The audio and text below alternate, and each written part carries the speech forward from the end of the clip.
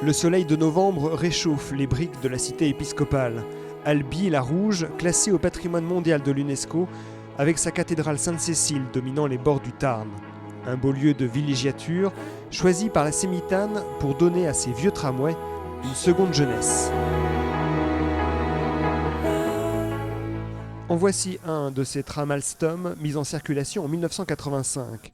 Divisé en 3 morceaux, transporté depuis Nantes par camion ici, dans cette carrosserie industrielle et ferroviaire. Donc là je suis en train de poser ce tapis-là, faire les découpes, les ajustements. Et ensuite je pourrais remonter les parties démontables. Le tapis oui, il est assez abîmé, surtout au niveau du sol, forcément les allers-retours du conducteur et surtout au niveau des passagers là-bas. Donc la partie du tapis est vraiment importante à changer. Presque 30 ans d'exploitation, 60 000 km par an, l'usure du temps a fait son œuvre. En visite officielle, la direction de la Sémitane découvre pour la première fois l'ampleur du chantier. On vient faire une modification du pitre de tramway. Oui. On vient faire un petit décroché pour pas qu'ils aient le genou qui bute. Oui. Ça a l'air de rien, mais on a des conducteurs qui avaient le genou quasiment dans le... Le conducteur a grandi, voilà, la génération grandit. Et donc on a fait une petite découpe dans le tableau de bord pour que le genou passe. Bah, ça va être un beau bébé.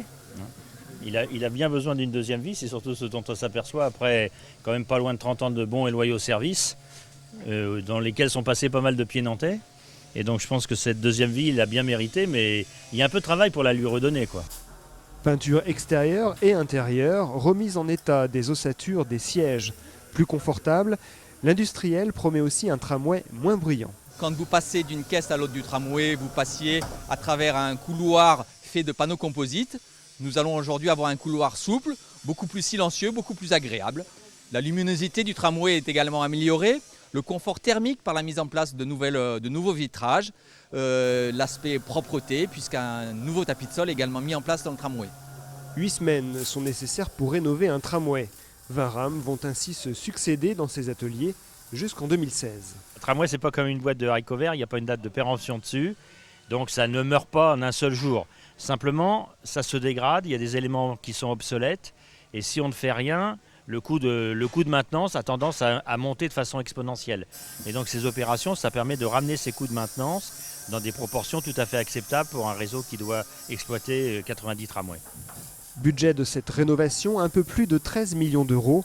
Racheter des trams neufs aurait coûté 3 à 4 fois plus à la collectivité.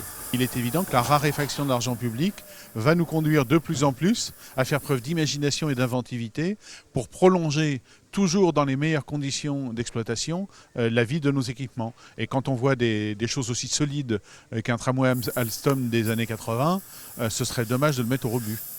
Pas de voie de garage pour les trams des années 80.